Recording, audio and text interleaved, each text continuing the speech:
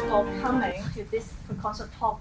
We hope you enjoyed, and we have today Miss Dr. Blomwen to host the interview and talk, and then Robin Zebaida, pianist, and then violinist Meidad Yehudayan with us. Thank you so much. A very warm welcome to everybody. Very much looking forward, and thank you very much for joining us today. So, very excited, of course, with the concert that's coming up, and it's a piano trio, obviously. How did that and put together? How did you, both of you, discuss and thinking about the programming? And it's somewhat different, right? Solo. How did you put all this together? Was there any discussion at all? Or did I just say we're doing this? Kind of. Yeah, you said this is a very long process, dream of mine to play these piano trios, and I'm very eager. And you very kindly acquiesced. And I said, yes, I want to do it. Yeah. You very kindly not realizing what you were letting yourselves in for. Right. We should add, by the way, that Siwon, who is also Meidad's wife and the cellist of the trio, unfortunately couldn't make it for last-minute engagement. So we will cover for her. Yeah. So did she have any say in the concert program, or was that you? Well, but basically, Robin said this idea, let's play. I said, oh yes, we're really, really eager to play with you together. We played a few times before, but nothing like this kind of really big program in City Hall. Yeah. And we said, okay, that's a great idea, and let's go for it. Absolutely. I mean, Rachmaninov, Shostakovich. Robin, just unpack a little bit for us. So Meidad said it's a long dream of yours to play this. How and why? Well, the Shostakovich was the piece one of the very first pieces of chamber music I did, going back to university days, with a couple of people, the cellist of whom is the great nephew of David Gwilt, who is some musicians here will know as a long time, I believe, professor of music at Chinese University, and Catherine Ellis, who is now the chair of music at Cambridge University as of, I think, about just before COVID, 5 years ago, something like that. So those were my very illustrious fellow students. And I actually heard it for the first time played at school by a very precocious 13-year-old cellist by the name of Robert Max, who came on stage looking like a fully fledged member of the Amadeus, like he'd been doing this for 40 years. And they played the last movement, which is the exciting dance and the real the climax of the piece. And my hair was just standing on end listening to that. So that was the Shostakovich. The Rachmaninov came quite a bit later in my 30s, just in one of my regular perusals, or rather raids, on my local library in London, where I kind of went in almost at gunpoint and just started, rifling through and gathering lots of musical bits and pieces. And this marvelous recording by the Borodin trio, Russian piano trio, of both the Rachmaninov, and it was absolutely love at first hearing. Actually, funny enough, that was also Shostakovich was also one of the trio was also one of the very first pieces that I learned when I was at college. Right. Particularly, it's very, the famous, E minor and all that. But speaking of the program, right, the Rachmaninov, both of the trios, what's so special about these two to you and to both of you? That you want to stage this? Well, I think the contrast between the two, first of all, the two composers, it's a bit like squash and tennis, or Spanish and Italian, or Mandarin and Cantonese. There's almost as much that that they have in common, these two composers, as separates them. They were both Russian. They overlapped by exactly half a lifetime. They both lived till the age of just before 70. They both liked a cigarette, and that's about it. Actually, the two, in musical respects, couldn't be more different. They came from different times, different eras. Rachmaninov was, gentry, albeit his even though his father worked through gambled away all the family fortunes, they had to sell off all the land and move to a small place in St. Petersburg, and then the revolution came along and they just fled and they left.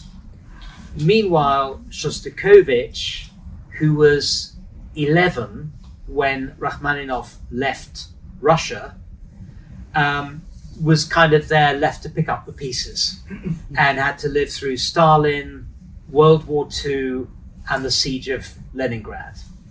I remember going to one of the museums in St. Petersburg when I visited for the first time, and they showed a piece of bread that was the daily ration of the people, towards the end of the siege of Leningrad, and on a weighing scale, with this tiny sort of, 20-gram weight and this piece of bread, which it apparently was mostly filled with sand and rubbish anyway, because they didn't actually have enough flour to make proper bread with. And you were lucky even if you did get that ration. So he lived through enormous hardship, enormous turmoil. And on top of that, he had Stalin breathing down his neck. One minute he was the golden boy who wrote this first symphony as a 19-year-old, as a student, that was fated, and that they wanted to play it in London, they wanted to play it in Europe, they wanted to play it in Russia. And then the next minute, Stalin said, I don't like that piece. And he was literally in fear of his life. He apparently used to live with a case packed, ready for when he got the knock on the door to take him away. And this extraordinary contrast that you get in his music, including in this trio, between devastation, absolute blind terror, and then suddenly bursting into humor. And it's almost like you don't know what you're going to get. He was a great chameleon, both in his music and in his manner. You never really knew what Shostakovich was thinking. Yeah, Meidad, I'm sure that's a very interesting story. Meidad, I'm sure you didn't have that knock on the door when you were at Moscow Conservatory back then. So, what does it really mean to you when on the Russian repertoire? Well, number one, some of my ancestors came from Russia and Poland on the border of Belarus as well. So it was a long dream of mine to just go to Russia and just be there. So after the communism fell apart. I was studying. I'm from Israel originally, and the head of the conservatory called me and said, "I'm sending you to Russia." Right after Russia, the communism fell apart, and then I incidentally went to study with the person who Shostakovich. Is it necessary? Can you hear me? Probably for the recording. Right. Is it on? Is it on? Yes. So I went to study with the person who Shostakovich dedicated his last composition to, and that's Fyodor Druzhinin. I also play viola, and so I went to study with him in Moscow Conservatory, and I played this piece that was dedicated to him, the Viola Sonata by Shostakovich, and that was really something really, really special at a very, very special time in Moscow and Russia at all, with just people trying to get out of the trouble that they had and just try to make it. So, but these were really historical times in Russia. So, for me, playing Shostakovich, I love Shostakovich all the time, and I played him quite a bit, both the symphonies and chamber music, and the string quartet that is related to this piano trio. And so I really wanted, and so going there and studying with the Russian teacher was really amazing, and seeing all the different Russian players there too, how amazing they are, and the lessons were just incredible, like basically open master classes. You play for everybody play, and you learn a lot from them. So that was great. Yeah, and this is also always the way that how the Russian education has always been, right? Being open classes, for different people to kind of observe there. I want to pick up something on what Robin said earlier, right? Both are Russian composer, obviously, but yet they're very different, right? So I remember what Samuel Feinberg and also Neuhaus and also Gordon Weiser all said, right? Whether it's from a pianistic point of view or from a composition point of view, they all speak the same language, but in just different words. Do you feel the same with the compositions of Rachmaninov and Shostakovich? What are the similarities within their writing, but if there is any, and what are the kind of differences that you observe?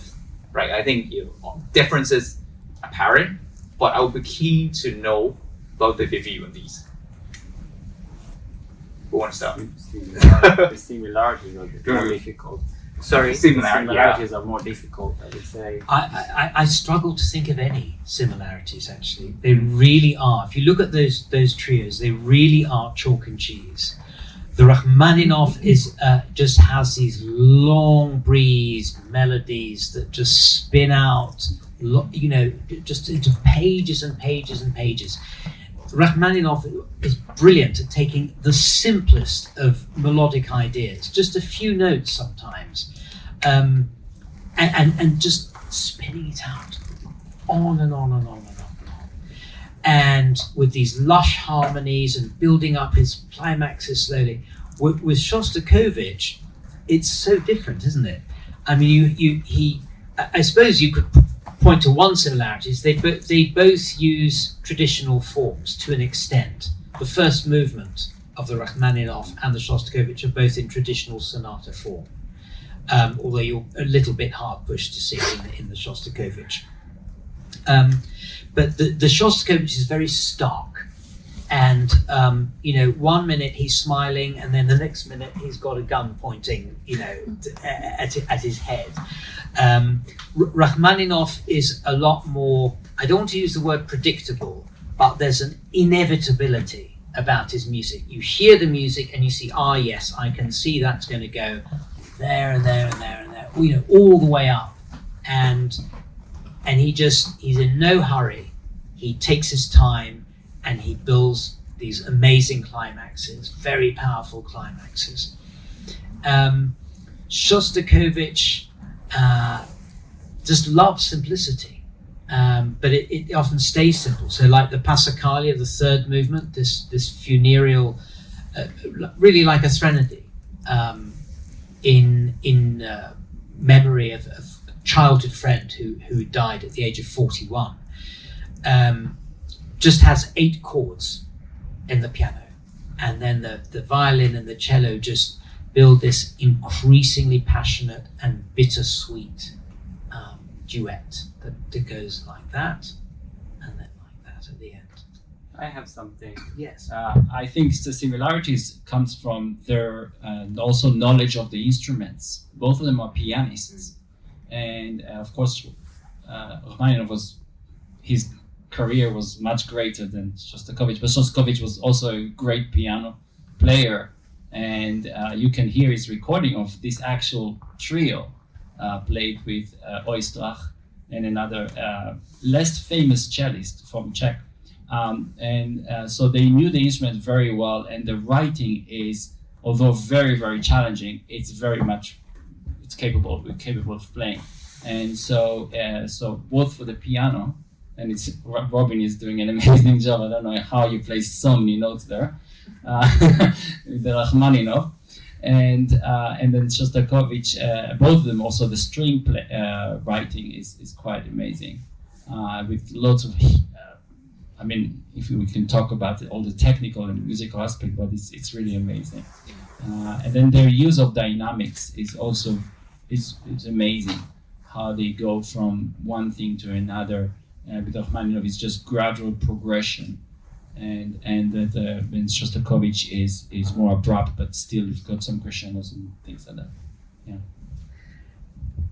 It's very interesting. I wonder if this is the same with the strings, but the piano writing is extraordinary, because about 70% of the Shostakovich trio you could almost train a monkey to play. It's so simple, and then with absolutely no preparation whatsoever, he'll go into something that's absolutely impossible, ridiculously difficult and fast, and that's like 10 or 20% of it. With Rachmaninov, it's so much more organic, and as pianistic as it is, I mean, it's odd. Shostakovich loves doing things. He loves being awkward. He loves writing these very high-pitched bassoon solos. He loves writing things with the one hand here and one hand there in the piano. It's just very odd, very unusual, and it just creates this rather stark, almost surrealist effect, a bit like a Magritte painting where it's night and day at the same time, or you've got a man looking like a stockbroker except that he's got an apple instead of a face. It's almost that kind of effect. So can I understand a little bit more, right? So it's awkward yet pianistic. Would you agree to it? Or because what Meidad was saying, that yes, both of them are great pianists, obviously, and to be honest, I think both of them are also great composer. But they always think from the instrumental or from the keyboard perspective. So I think the writing from a Rachmaninov standpoint, everything is very melodic, right? Very thick, and also pianistic. But how can I understand a little bit the contrast on when you said it's awkward? I think I kind of understand what you said, but at the same time, I would say it's also pianistic. How do I balance the two? I think from my perspective, Rachmaninov thinks piano. Shostakovich thinks music. So the piano is the instrument he's using, and that's what we're going to do. But there's nothing for me intrinsically pianistic. It's not conceived pianistically. It's conceived here. I mean, I don't mean to mean that it sounds cerebral, but it's just this is the idea I want to convey, and I'm going to write it. And to hell with your problems about how you're going to play it. This is what I want. A bit like Bach. Bach says, here's the music to play. Here are the notes. You work out how to play them. Rachmaninov, like Liszt, thinks, okay, this is the music I want, but actually I can get an almost identical effect and make it a little bit easier and more natural by writing it this way instead of that way. That's my feeling. I don't know if you find the same with the strings. Yeah, but I mean, you've got it's a lot of.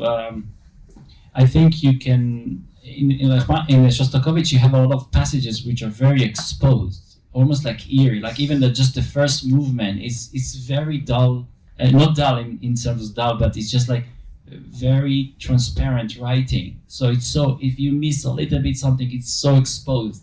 It's like this black dot on a white paper, and so you've got to really be very careful about how to do it. He has a lot of, for strings, he has a lot of leaps and big jumps and chords, and so intonation is very, very crucial, like how to make sure that try your best to play it in tune. And he's got also all kinds of effects, like he's using a collegno effect in string playing, where you use the wood of the stick of the bow and you hit it, and it sounds really an amazing effect in the last movement. Or he uses a mute to mute the sound a little bit, and it sounds really special. And so this kind of effect. But with Rachmaninov, you've got a lot of rubatos, and it's much more. And tempo changes are crazy there, and so yeah, the mood is very different. But Rachmaninov has, like we discussed, like there was a place where Robin has zillions of notes, and he's going with one hand 6 trumpet against 8 notes, and it's like he has to bring out the melody. And it's like, how can you bring out the melody? It's very difficult. Yeah, how does he do it? It's amazing lighting. It is. I mean, I think the awkwardness of Shostakovich is actually a very important part of the music. So, for example, that thing that you alluded to, the very beginning, the start of the trio, has the cello playing on harmonics. So the cello is a low instrument, and what does Shostakovich do? With typical perversity, makes it play sky high. And I read somewhere, but I haven't seen it verified anywhere else, that Shostakovich apparently wrote that first passage for violin. To be played, natural notes, and then somebody suggested Rostropovich, I think, that it should be done on cello harmonics, but that seems a bit spurious. But it's just exactly as you say. It's desolate, bleak, eerie, and it's always like a white noise, you know. And it's just one of the most. I think it makes it probably one of the things that makes it one of the really iconic 20th century piano trios. Yeah. So far we've talked about the background of the music and both of your views on the composition and your composition style. I want to switch gear a little bit on something that both of you just mentioned, tempo, right? And probably shed a bit light on interpretation. So we've talked about a bit on the Shostakovich. I'm sure both of you have listened to his recording of the trio. How has that shaped your playing and the interpretation, and how has that changed your understanding of the printed music? Do you want to have a go at that? Yeah, I mean, number one, the tempos are, you can't always exactly rely on the tempos. Like, for instance, the second movement, which is crazy fast, he writes it a quarter note to 132, and then nobody plays it. If he doesn't play it, it's 132. And then I was actually saying, okay, what does he play in the recording with Oistrakh? And then I figured out it's actually 112. And it sounds super fast already. And I listen to other recordings, and other people don't even get to that. They probably play around 100. So tempos are the fluctuation is also in the Rachmaninov is the same. It's like it's with all the rubatos there. It's sometimes hard to say. So sometimes it says vivo. It should be really playing much faster or just more lively. All these kind of things are we debate and we discuss. So that's about. What was the other thing you asked about? So how is that recording that changed and shaped or informed your interpretation, right? So you mostly rely on the printed music, I suppose, but at the same time, that's composer's recording. Yes. And how do you balance? And so number one, I found some misprints in the music, or I listened and so we even just discussed the other day. There's in the key signature, like for instance, a note which is F sharp, and then Oistrakh himself is playing F natural. And so I'm really debating whether to play that specific note with sharp of natural. And which one did you do? Did you follow the score? Did you follow? I followed the score, but now I'm thinking maybe I should play the other one like him, even though in the score it's written the key signature is correct. So I don't know. I wish Shostakovich was here. I wish Shostakovich. I can send him an email. We'll probably listen now on the day of the concert to find out whether it's F sharp or F natural. So if you know the piece very well and you're used to F sharp or F natural, please excuse me. I'm gonna. So that's number one, but it's actually informed the interpretation. Like the articulation is very important. It's in a string player a little bit more than piano, I would say, because we have like a certain staccatos that are done different way with the bow. So we can either play staccato on the string, off the string, a lot of up bows, a lot of down bows, and whether it's more legato or less legato. So we can play like what's called brush stroke. These things pianists don't have exactly. They can try to do these things, but it's very similar. It's very visual also on a bow. You can see the bow, yeah. So it informs me a lot. I wish I can see them also play, yeah. But there's a recording, just a recording. So that's why I look at other people. But at the same time, I'm not always want to listen because I want to create my own playing. I don't want to be influenced too much, and I want to make it my own. So that's why even though someone playing something different, and I said, well, I prefer to do it, this way or the other way.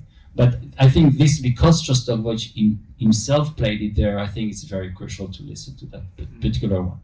I have a follow-up question, but I'll let Robin to unpack a little bit and address this first. Okay, it's a very interesting question. This theme. Do you follow what the composer wrote, or do you follow what the composer played? If he's playing, if he's made a recording. And Blanc and I have had this discussion before, I think, a few years ago. And if we're not careful, we might end up, outside a bar later tonight. We spent 5 hours on this. Yes, having a little cat fight or something. But it's a very interesting question, and with remarkable prescience, a friend of mine gave me for my birthday a year ago a copy of Testimony, Shostakovich's biography as dictated or seen through his biographer Solomon Volkov. It's been very lots of people have picked at it and said, is this really what he said, and maybe more Volkov than Shostakovich. But one of the interesting things that I found in that was that somebody approached Shostakovich and asked about that very, this is the second movement, which is the fast, funny one, and where he writes this absolutely crazy fast metronome mark that nobody, not even he, can play. And asked him, did you really mean 1-3-2 for the scherzo? And Shostakovich said, oh, don't pay any attention to that. My old metronome is a bit broken, and it's very wildly inaccurate, but I like it. I'm rather attached to it, so don't pay any attention to that. He could be. He didn't give very much away. There was another incident where I think it was maybe Ashkenazi even played to Shostakovich with a couple of members, violoncello, played the trio, and said, what got this opportunity to play to Shostakovich, and they said, well, have you got any hints for us? He said, no, it's fine. Have some tea, and that was, you didn't give anything away. So yes, you wanted to ask. You wanted to ask something. So it was wonderful. I actually got that recording of Shostakovich when I was a student. I got it on LP at my, the local Blackwell's music shop. So I'm very familiar with that recording. Yeah.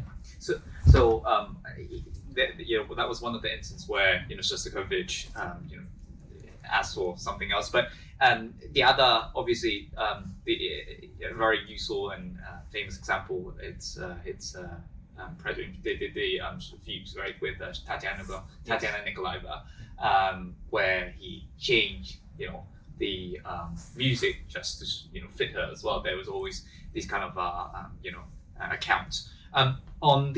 So can I understand a little bit better, right, the way that how both of you understand Shostakovich is printed music obviously comes first as a primary source. If there are no misprints, like the example which that you'll you be just very gave. lucky with the Russian school. Yes, they are very particular. I even found another place where it says completely legato.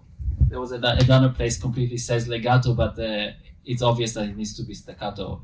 So the Russian scores are very hard to find one without a mistake, and it's obvious. I mean, people, it's human beings. You also have with the Rachmaninov, the second piano, and indeed the first piano trio, you have different editions. There were 2 different revisions of the Rachmaninov second trio, and I'm not quite sure about the first trio, but there are cuts that were made in the first trio as well.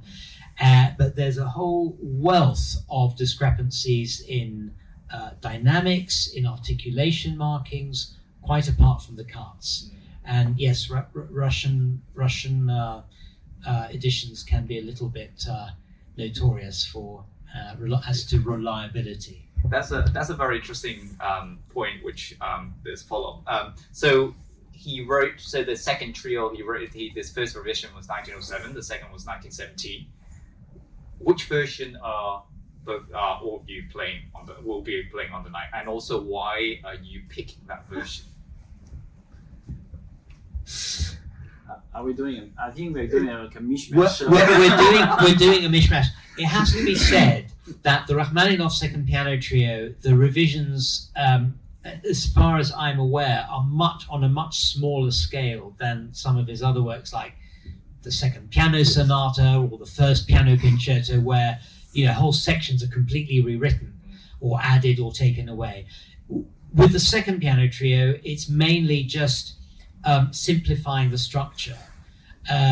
we haven't talked about Tchaikovsky, who is a huge, powerful influence on Rachmaninoff, particularly in his early music.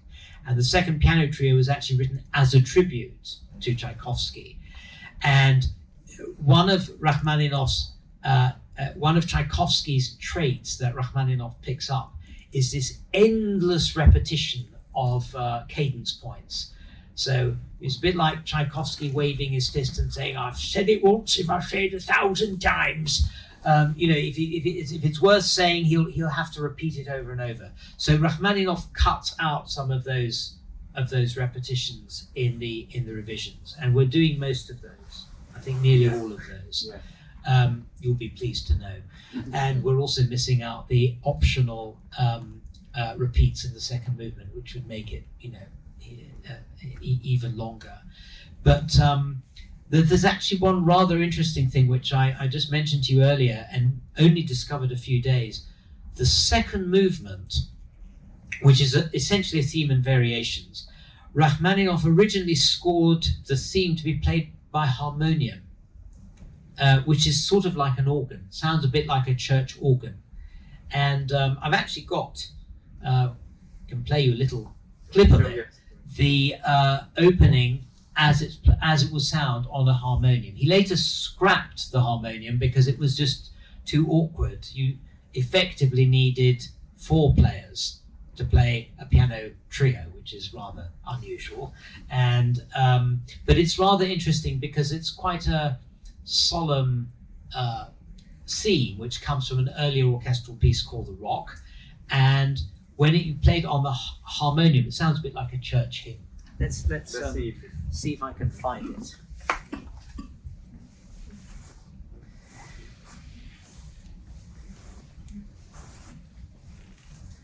Maybe while we're looking for that, again, it's Rachmaninoff's the second one. It's almost like a piano concerto, and even there's an arrangement by an Australian pianist. I think his name is Alan Kosowski, and he wrote it. He arranged it for a piano concerto, and he recorded it. Oh, right. Yeah. Interesting. And so Kosowski. Kosowski.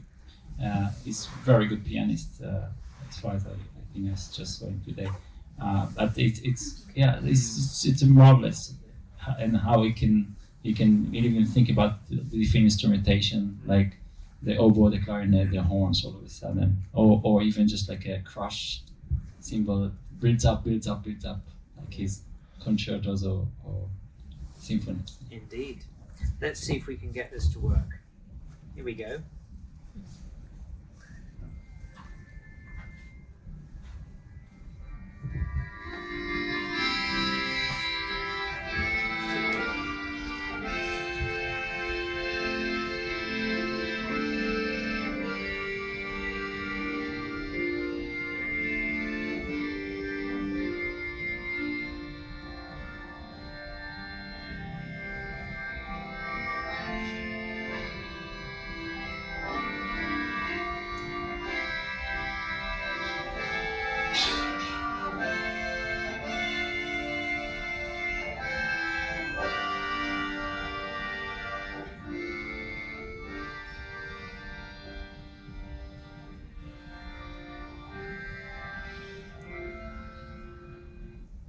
There we go. So, sounds like a bit about to get a sermon following that, doesn't it? It's just that we discussed a few. Like there's some composers that I think either took from Rachmaninoff or he took from some others, but this one, I think it's more like César Franck also, or sounds to me like César Franck. There's another place sounds like a Camille Saint-Saëns, even like the Carnival of the Animals for me. And even Prokofiev, I hear some. I think they borrowed from him. It's like, Yes, interesting. There's a lot of early Prokofiev that sounds a bit like Rachmaninoff, and some pieces of Rachmaninoff that presage Prokofiev. I think the Prelude in F major. So I wanted to open up the floor to see if there's any questions that we have for both of them on the program or on the playing, on the interpretation, the background, or anything similar.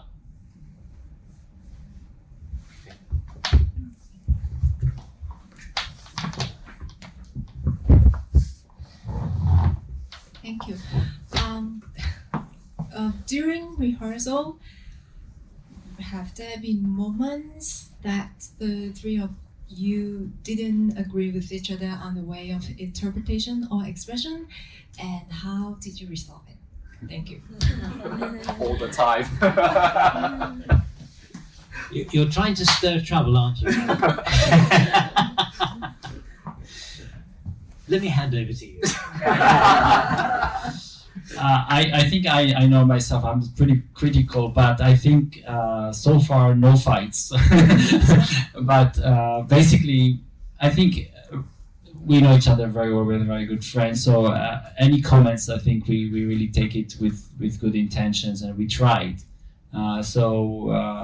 Whether I tell Robin, no, I think it should go this way, so let's try, and then he goes, oh, maybe not, but then he goes home and comes like, oh yeah, probably yes, I think it was right. And then back vice versa, like he tells me something and then I try it. So I think we really didn't have it yet. You have 2 weeks to survive. Yes, I was going to say exactly the same thing. That was exactly what I found. The things that you mentioned in rehearsal, and I thought maybe not, and then I went home, and then it kind of the idea gelled, and I thought, well, actually no, maybe that's right. So yes. What was the example that got you? That was disagreeance. Well, one of those things was actually about those cuts that we were talking about. The additions. Do we want to do this shorter version or that longer version? And so when you asked, it was a bit of a tricky answer to give you. Difficult to give you an answer because there are some places where we've settled on edition X and other places where we've, sort of maybe edition Y is better, and let's just hope that on the day we all do the same thing. But it's actually testament to the fact that when I first did the Rachmaninov, it was about 25 years ago, and now of course you have all the resources of the internet, and you can find out so much information. So you can get edition X and edition Y and edition Z just like that. And you can say, right, so it's this here, that I think, and you then have to make all those decisions, which I didn't really have so much the first time around. That's a very good question. How do you judge though? Yeah, to a lot of students here or piano lovers, right? You've got so many different editions. What are the things that you need to judge on when you have all I think we look at the program, first of all, the length. I mean, these pieces, the second one is very long, and we don't want to, and it's a school day, so it's long. It's school night. But the length, but at the same time, if it's too repetitive, then we said that if he himself did it, it's okay to do it. And then what comes to us, what we decide is, okay, do we like this or not? We tried, just the other day, we tried one version and I said one thing and he said nothing, when my wife said another thing, and completely 3 versions, and we tried, so I didn't like it, and then eventually we settled on what we get. And other thing is just like the tempo changes and dynamics are really also very hard to struggle with, since the range is huge, and is fortissimo really fortissimo, or it just builds up to something, and you have to think in the context of things. I had once a teacher from the Israel Philharmonic, David, he was the concertmaster, and he said, forte is never forte. And it's true, because it depends where you're coming from, where you're going to. If forte is part of forte, fortissimo, fortissimo, then you've got a long way to go. There's always comparative. There's a comparative. Yes. And many times piano can sound rather forte or mezzo forte, but it's actually piano in style. It's more calm, and so. That reminds me of one of the conversation I had even when I was learning the piece of the piano part. The fourth movement of the Shostakovich. Dum dum dum dum dum dum dum dum dum dum dum dum dum dum bang bang. How short, how long, how heavy should the last two be for the violinist? Right. And we had a long debate. Oh. Right, because that theme literally repeats. Right. So it determines and the entire theme and also atmosphere for the other instruments as well. I think you need to remember that it starts with pizzicato. You can't make it too long. I mean, once you pluck it, you pluck it. It's like a cembalo. So that's one thing. But once you start playing with the bow or with the piano, and you can hold it longer, yes. That's something I never thought of it. It just comes to us naturally, I think. Yeah. We have a question here. Yep.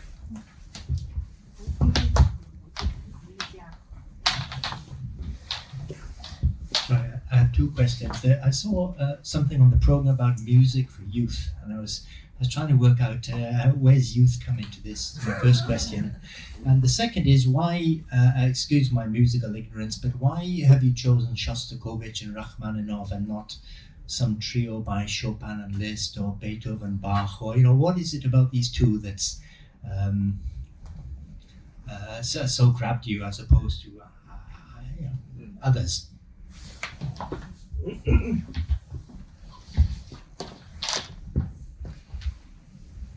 Sorry, what was the first question?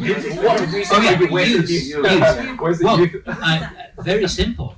Rachmaninov was barely 19 when he wrote these trios. I mean, you don't get much more youthful than that. He had just graduated very early when he wrote the first one. And he graduated famously with Tchaikovsky giving him A+++ in his composition. And they met about a year later, I think in 1893, and that was the first and last time they met, because a couple of months later Tchaikovsky died of cholera very suddenly. And the second trio is his tribute to Tchaikovsky. There was this strange Russian tradition, apparently. As soon as someone died, write a piano trio. So Tchaikovsky wrote one in tribute of his teacher, Nikolai Rubinstein, famous two Rubinstein brothers. Rachmaninov wrote one for his mentor, Tchaikovsky. Shostakovich's trio was, as I mentioned earlier, dedicated to his friend Ivan Solotinsky, who died at the age of 41. And if you go back even further, Ariensky wrote his most famous piece that he wrote, the piano trio in D minor, was written for Davidov, a Russian cellist. It also follows the same structure. Follows the same structure, yes. The Tchaikovsky and Rachmaninov second trio are very, very closely linked. Yeah. And the second question was following why this? I mean, Why Shostakovich? why Shostakovich? why not? I mean, that was his idea, to be honest. But I played a lot more Shostakovich than Rachmaninov, and for me it was really amazing that he came up with this idea, and I thought it's a great program. It's a great program, and obviously for him it's like a pianist, very pianistic, and really like a concertos, especially the Rachmaninov number 2. So I thought it's great. Yeah. It's a no-brainer for me, and it's the music that speaks to me a lot too. I think I can identify with it well, and I can express myself well through the music. And I think also for youth, I think we also think about educational purposes, and we would love to have a lot of students and a lot of young people come to our concert and listening and just educate themselves. And so and we both work quite a lot with a lot of young people and educated in the next future, so I think it's great to have that. I actually have a follow-up question on this.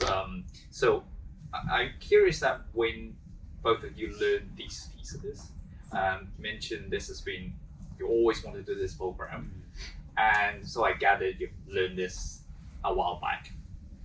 now that you've picked up this again, what has changed? Life. There's been a lot of life in between the first time I played. I was 19 when I played the Shostakovich, and I think about mid-30s when I played the second Rachmaninov trio. And yes, things have changed. In music specifically, or interpretation-wise as well? I hope things have become a little bit broader. I hope that maybe done that. Fewer jagged edges, perhaps, in the progression of the music, so that it does have a really logical flow. I hope. Other than that, I don't know. I mean, it never ceases to amaze me how much I find different ways technically of doing the same thing. Oh, I could do this fingering here, or I could play that bit with my left hand. Or why didn't I ever think of putting a fourth finger on that instead of a third finger? That is kind of ongoing. And you think, you've only got 5 fingers in this hand and 5 fingers in that hand. There can't be that many combinations that you can use to play something that's, which by definition is going to be something that is using nearly all of the fingers all of the time. But it's wonderful when that happens. And it was also a bit like being a detective and saying, oh, I've just noticed. And then, the inevitable, I've been playing E flat in that chord for the last, 200 hours, and actually it should have been E natural. Or this recording plays that. Is that right? Is that a mistake in the text? Or he did it this time, and then he made another change the second time. Was that deliberate, or is that a misprint? That comes up a lot. Is what I would call this is a journey of discovery Yes. and intellectual challenge, of self-challenge. Every time when I revisit the piece, I always think if there are different ways of doing it. Yeah. I don't know if that you feel the same as well, and how you. I think even for me, it's just since we started, I've changed a lot. I think the way I played it in the beginning, I really played differently now, and even today, I've decided to do something completely different. What are the changes, and also how? I think it's. Some of them are interpretation, and then some of them also have to think technical challenges. Really, technical is quite a bit there in these pieces. Again, they are very exposed, and they're really challenging us there to play. And also personally, I played a lot of viola repertoire, and then now I play a lot of violin, and so it's I find it very interesting. But I think the interpretation is really how I think of things, how I build things up. And so I played in the beginning, and now since we started rehearsing, and now it's quite different interpretation. So the interpretation has changed because you've collaborated with different. I've collaborated, and I'm always thinking it's like, and then I'm changing. I thought this way, maybe I'm not. I think I should go with the other way, but and probably if I play it again, we have another concert in the Philippines after that, and who knows? Maybe we'll do something different after this concert, learning based on what happened. So that's why Bazzoni famously said, every performance is a transcription itself. Yes, absolutely. Rachmaninov, and this goes back to what you were talking about, is the score more important or the recording, if one has been made by the composer? And I read this thing quite recently, actually, that Rachmaninov was asked by a pianist about something that he had written, and he said, you wrote this and you played that. And Rachmaninov's reply was quite interesting, because I think, as I said, we've discussed this point before. Rachmaninov said, when you record something, or when you perform it, that is an interpretation. So it doesn't matter if it's mine or anyone else's. That's just an interpretation. Tomorrow it'll be different. Next week it'll be different. Last week it was different. So the score is sacrosanct, apparently, according to Rachmaninov. Now, with other composers, that may not necessarily be the case. We know that Chopin was constantly making revisions on his students' scores. I think it should be this way or that way. And so you get 20 different versions of one piece. and some poor editor, 100 years later is thinking, what am I supposed to do here? Which is the correct version. Even with the interpretation, I was just listening the other way to Nathan Milstein, the great violinist, and even he said that he sometimes some composers compose for him, and I forgot who was the composer that he conducted, and he was playing his concerto, and then he played it the first time.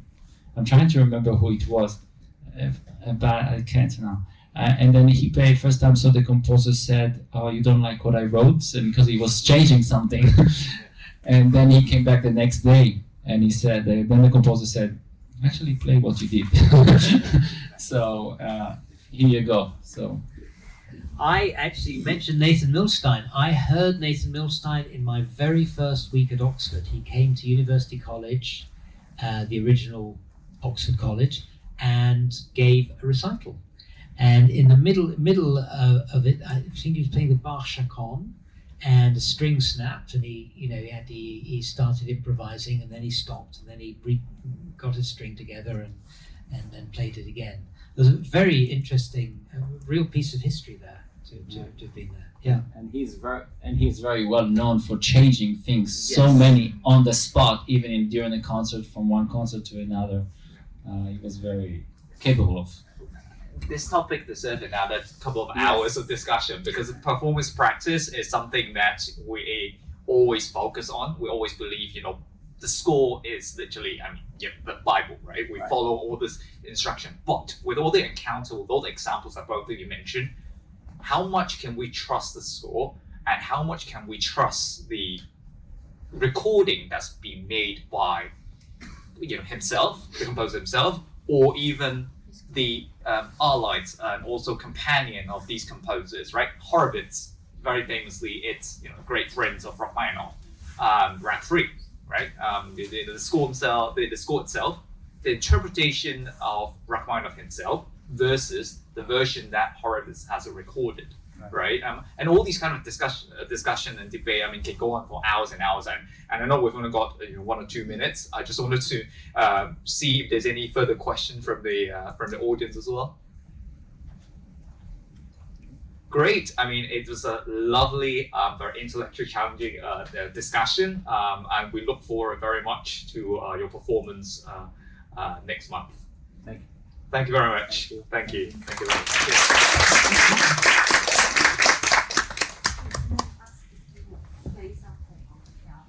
Oh, okay, yes. I'd love to do this. I just grab this. This is a very short piece, and I heard about this about 20 years ago, but only actually saw the score about a year ago. One of Rachmaninov's best pieces, and actually the one he thought of the most highly, was a choral piece called the Vespers for unaccompanied choir, which is the only piece I ever got to conduct as a student. And the 5th of the 15 movements is the Nunc dimittis. So it's very much on the same theme as music in the program. And of this just this one movement, he made a piano arrangement. And I was lucky enough to, discover the score. So let me play you that. You have to imagine this played by, or rather, sung by a wonderful Russian choir in a vast cathedral with a huge acoustic. But we've got a Shigeru lovely choir here, and I'll do my best.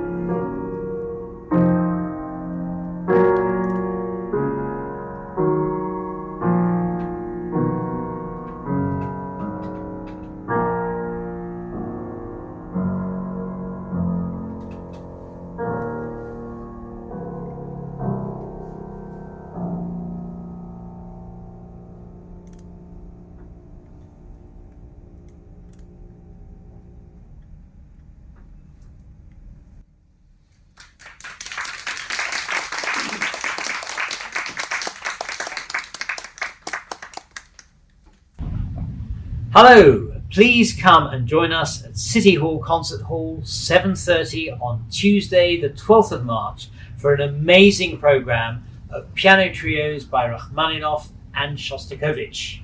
Don't miss it.